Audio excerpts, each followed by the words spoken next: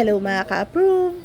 For today's video, nagluto si Mother Dear ng sumang Ilonggo or mas kilala nating biko sa Tagalog. Una po ay niluto po muna natin yung ating malagkit. 3/4 kilo nga pala na malagkit yon. Sinaing lang namin sa rice cooker para siguradong hindi masunog. Habang niluluto nyo yung malagkit, ready naman po natin yung latik.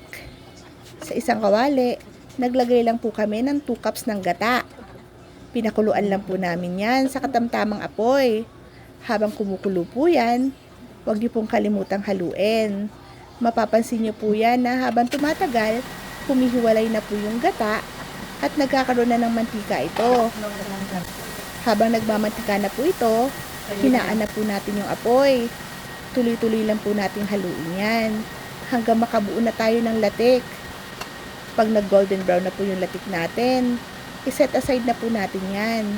Gagamitin po natin yung na-extract nating mantika. Diyan po natin lulutuin yung sinaing nating malagkit. Ayan po, ilagay na po natin yung sinaing nating malagkit. Tapos po haluin lang po natin yan hanggang mag-mix na po siya dun sa mantika. Ilagay na rin po natin yung brown sugar natin. 1/2 kilo na brown sugar po yung nilagay po namin dyan. Haluin niyo lang po para po mag-mix ng gusto yung asukal at yung ating malagkit. Naglagay din kami ng konting asin, pambalanse lang po ng tamis. Haluin lang po natin yan ng haluin. Tapos po, kapag nahalo niyo na po ng gusto, naglagay po kami ng 2 kalamansi. Yan po kasi magbibigay ng mabangong amoy sa inyong suman. Pagkapiga po namin dyan at tatanggal na yung buto, nilalagay ko rin po yung balat ng kalamansi. Sinasama ko na po dun sa may suman para po maging mabango po yung ating suman. Tapos po tuloy-tuloy na halo lang po yan.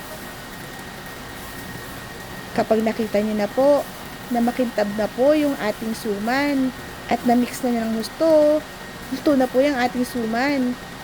Ilagay na po natin siya sa isang lalagyan. Tapos po lagyan po natin ng latik sa taas. Ayan po. Meron na po tayong merienda. Kain na uli po tayo.